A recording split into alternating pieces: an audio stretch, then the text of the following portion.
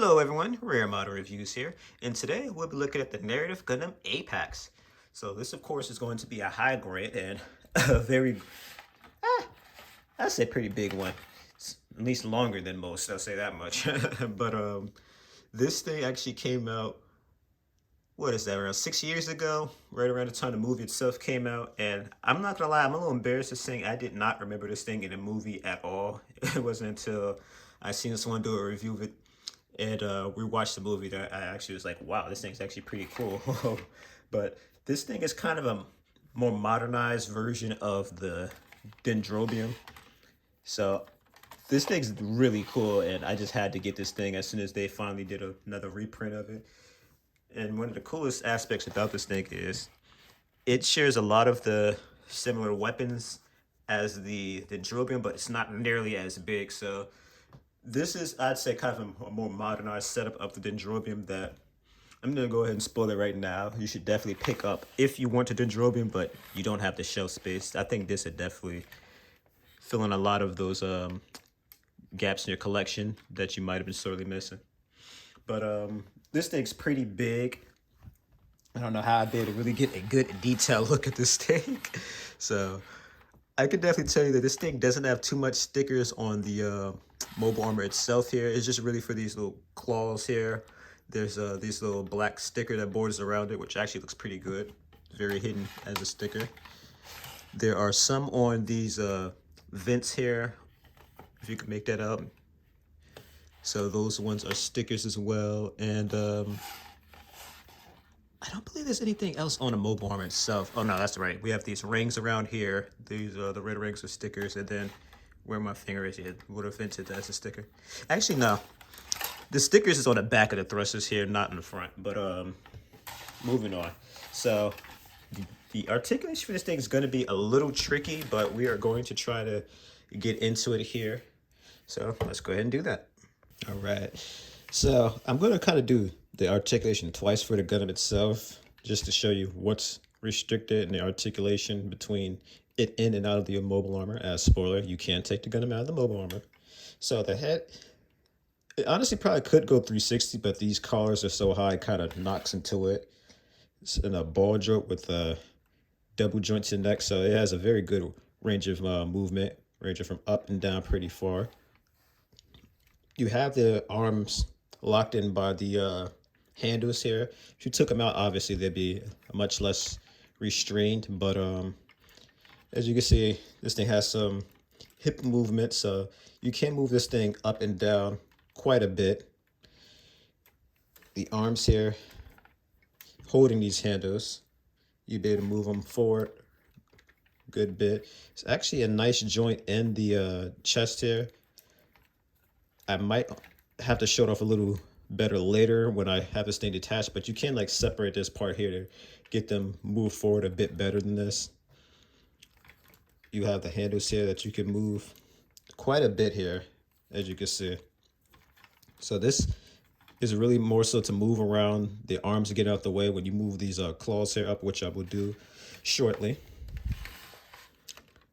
The claws itself, they can move out quite a bit. Obviously this one here is going to knock into some stuff if I do some now, but I'm going to save this last tidbit of movement for the actual transformation this thing has. These propellant tanks can wiggle around a little bit, but they aren't supposed to really move. It's just kind of overall looseness. The claws itself here, they kind of spin around a little bit, or rather I should say these rail guns. There's more like rail coins than the claws. There's a bit of articulation with the cannons itself, if you can make that out there. So you can move this thing a decent bit in tandem with the Gundam's arms itself. And again, get some decent articulation and whatnot with them. The legs themselves, they can move, but due to the way that the legs are kind of connected into these I guess you say leg thrusters or whatever, you move these a little too much, the piece that's kind of locking the legs in is going to snap off, so I wouldn't really move those. However, you can see here, this little booster at the bottom can move quite a bit, so that definitely makes up for the articulation there. You can see up, down, side to side, some wiggles. And then there's There's a bit of a transformation here for the booster pods. If you can make that out, you move this part up here. It kind of extends the thrusters. And I believe that's it for articulation. So I'm going to finish covering the accessories on the apex itself. And then when I'm like all finished with this thing, size comparison, all of that, we will go ahead and move on to the narrative itself outside of the apex. So let's see what this thing comes with. Look at the accessories here. I guess we'll start with the things that aren't really accessories. So that's going to be these pieces here for the front armor of the narrative. These just replace some of these connecting points for the mobile armor itself, but we'll get into that later. There, of course, are two, but I'm not going to take a detailed look at front armor. That seems a little silly. We have these connecting points here, which I will show in action in just a little bit. There, of course, are two for each side. Those are going to be for the arms. Speaking of arms, we have these little stands there. These are to help hold up the arms, as once you start attaching things to them, they get a little heavy. You don't want to hold up the suit's arms very well. We have a trigger finger for the beam rifle. However, this thing does not come with a beam rifle. So this is for if you have the C-packs, as you'll be able to use that thing's beam rifle with it. Speaking of beams, we have two beam sabers here. Believe it or not, this thing actually does come with beam sabers, and they're held in a very awkward spot. We'll go into those a little bit later. And then finally, we have these two massive beam sabers. These are the exact same ones you would have found in a high-grade Dendrobium all those years back. And it's just funny because I even compared this thing to the Dendrobium, so now you know why. But that is going to be it for the accessories, so let's see these things in action. All right, so where do we start first? I guess we'll be simple here and just go ahead and put on the beam saber. So these are very simple. You just plug in the beam just like so. You can see there's a little hole for it right there in the barrel, and voila. Now you have this thing with some massive beam sabers that I'm going to struggle to put in frame, but there you go. Definitely big enough to cut a ship in half, I imagine. And for those of you who are curious, you can, with the right positioning, get the claws to extend. You have to really kind of maneuver these things out the way. But once done, you can do a nice pose of the claw being out. And of course, the beam sabers being deployed as well. So if you want to do anything of the such with them, you can. And we're going to go ahead and put this stand here to use right away. Because as you can see, once you start getting these claws extended, this thing gets a little front heavy. And it starts to struggle to support the railguns here. They can standardly even with the beam saber, but again, the claws are what really kind of tips the scales here. So while we are at it, we're going to go ahead and show off the next accessory for this thing here, and that is going to be the extended format of these claws here for what I believe is called the cycle capture. So just like before, you want to kind of maneuver this thing around so that you can extend the claws here without knocking anything off. Now, what they tell you to do, actually, I don't think you're supposed to take this off. I think it's this one, yeah. Or maybe it's supposed to be the other one, hold on. Yeah, I think it's supposed to be like that, there you go. Yes, you're supposed to put that one on like so. Then you plug that on in. And then you do the same for the other side there. There you go. Plug that one in. Make sure everything is on good. Oop. One little thing about this, that piece right there. And that fell behind my desk. Give me a second to grab that and I'll finish this off. And voila.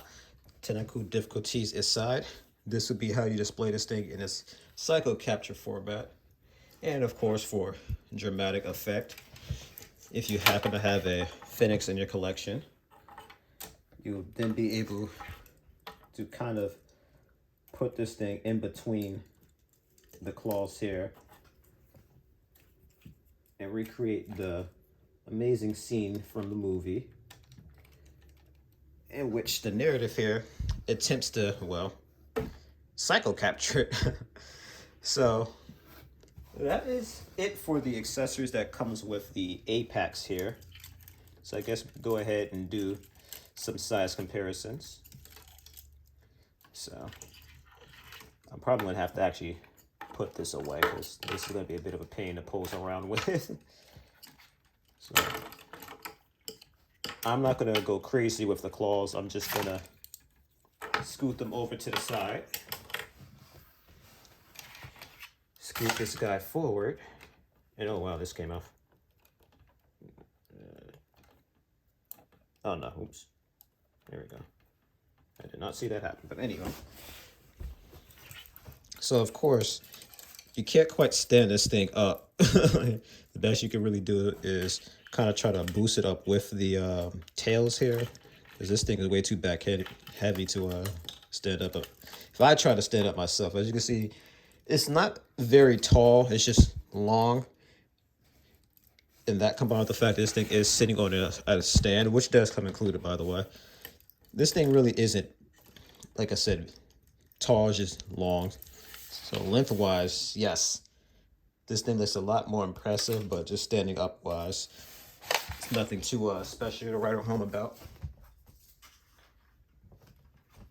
And stand this thing up to another mobile armor. And as you can see, this thing definitely falls short in a lot of aspects here, height-wise. But I'm going to bring something out here that is really going to just dwarf all of these.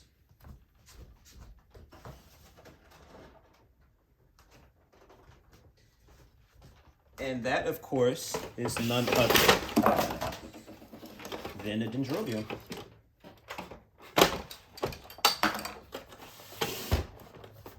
So this thing, of course, is so big, I can't even fit it in the frame here. But as you can see here, this thing is just much taller and longer than both of these things. So you're never going to get anything bigger than a Dendrobium. But as you can see here, you can at least come pretty close. So that is going to be it for this thing. Size comparison wise, I'm not going to clear the shelf here, and we're going to look at the narrative Gundam itself. All right, so now that all of those guys are put away, we're going to go into the process of taking this thing out of the apex here. So first and foremost, you have to unplug the hands from the suit itself. You then take the hands off of the what would you call that? The handles. Yes, those are called handles. Go ahead and plug that in, and just for the heck of it, I'm gonna put the trigger finger handle on just to show you guys that it indeed can hold it. Can't use it, but it can hold it. So of course you then do the same with the other hand there. You would then unplug the top parts of these leg thrusters here. And do the same for the other side as well. There we go. And then he just kind of falls right on out of the mobile armor there. And then there's a little piece here that attaches this thing into the stand itself, which of course gives you guys a better look at the beam sabers that are stored back there. So I guess the beam saber itself being stored on the apex would be if these got destroyed, or maybe if someone's a little too close for you, use these things in a convenient fashion. But hey, they're there, so you go ahead and push these things out because they're in there pretty good. And voila. If the movement didn't tell you guys, both of them, of course, are usable. And actually, I'm curious to see if you can use it in the trigger finger here. You cannot. So if you're curious, you cannot use them in a trigger finger here. But again, 2 beams. For the heck of it, I'm going to go ahead and plug it into the status cell. So if you're curious about it being able to do that, there you go, it can. So I'm going to take that out before boo-boo happens. And then you can go ahead, of course, put it into the hand itself. So there aren't any poly caps to this thing, or pegs or anything for this thing. It just holds in there with pure friction, and it does it very well. So if you wanted to pose this thing off by itself, you're going to have to do some sort of dynamic pose without any sort of beam rifle, unless you were to get the apex. I almost forgot. You got to go put the pieces in there for the front armor. This thing already looks like a scarecrow, as they put it, so let's at least get this thing looking a little less Spartan. But voila, there you have it with its beam saber pose. However, if I recall, I did say that we're going to do some articulation. I didn't realize this popped out, but yes, this is supposed to pop out. It kind of popped out on its own. I guess this thing really wanted to purge, but going on to articulation. Again, same deal with the head. Nothing really changed head-wise for articulation. And I just love how great this thing can pose, honestly. Like, just being able to point the head down like that is just really amazing to me. It's just crazy how articulate a lot of these kids can get. But as I was mentioning before, you can kind of pull out the chest a little bit here.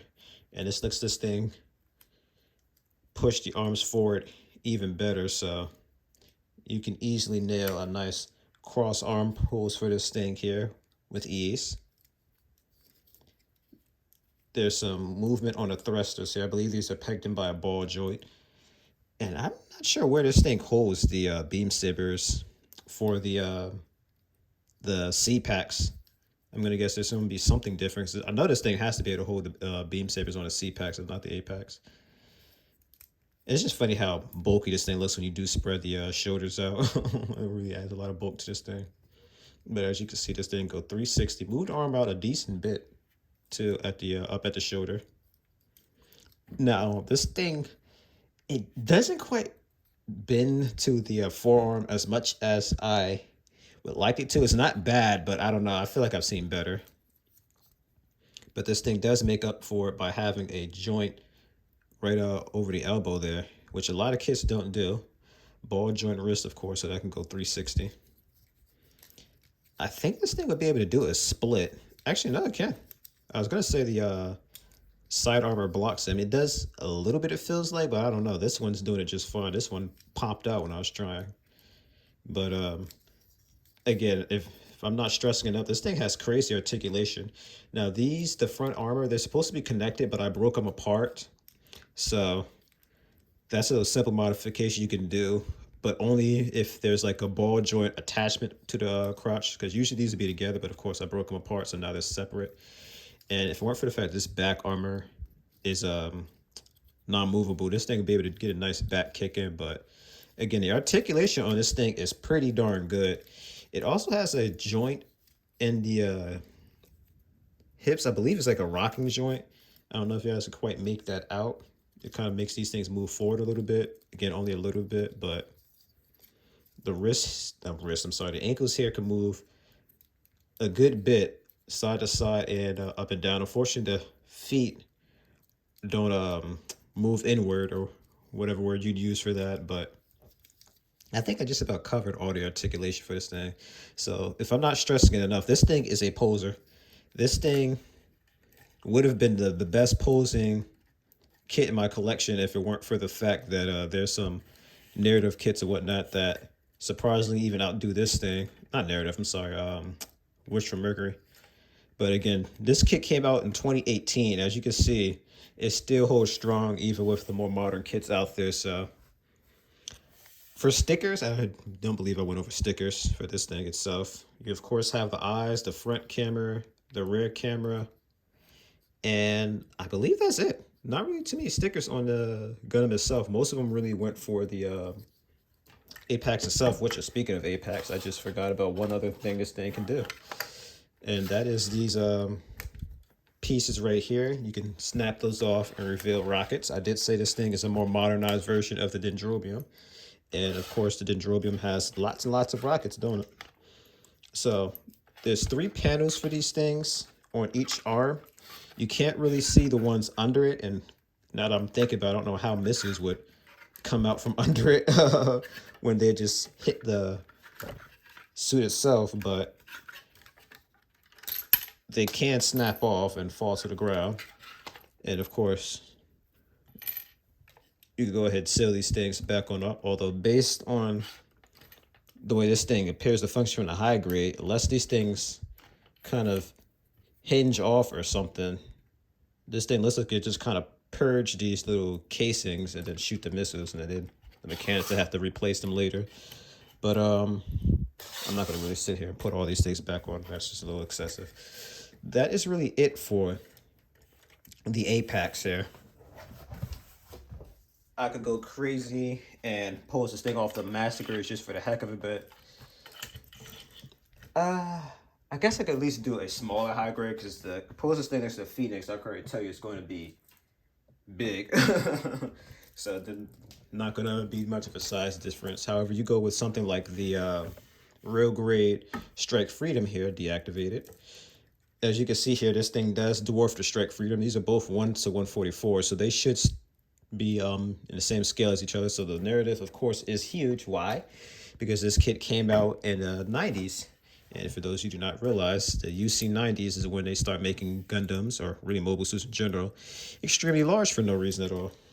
And actually, this thing in its normal form is smaller than the narrative, just by a smidge. But I think if you transform this thing into destroy mode, it might be around the same height. I'm not going to do that because the transformation for this thing is annoying, and that's why we're looking at it in normal mode instead of unicorn form like it always was in the movie. But there you have it.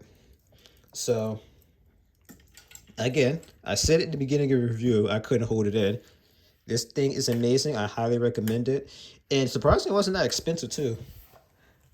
I can't remember the exact price, but I can tell you it was less than $100. So again, if you ever see this thing on sale, fan or not, I recommend picking this thing up. The narrative Gundam has to be one of the most unique looking Gundams out of the entire series, just because this Spartan look, this thing is what I call an actual prototype, as it's not finished. They just had an idea and went with it. They didn't even bother completely building the Gundam. It just has this really unfinished aspect to it, which definitely kind of helps it stand out from its brothers, the new Gundam and Unicorn, which this thing looks very similar to. And honestly, I'd love for them to make a version of this thing where it was completed. I'm just very curious as to how this thing would look if, again, it was completed. Now, the cockpit, or rather the core fighter, is exposed but does not come with one. I believe the C-Pax does. But again, this thing just looks great. And this is just really crazy. Just the fact that the core fighter is exposed. Everyone's going to want to shoot at that thing. But I really don't feel like there's anything else I could reasonably say to extend this review any longer than I have. So I'm going to go ahead and give you guys my typical spiel. If you have any comments or questions for me about this thing, feel free to leave them in the comments below. Hopefully I didn't miss out on anything. I believe I covered just about everything this thing can do.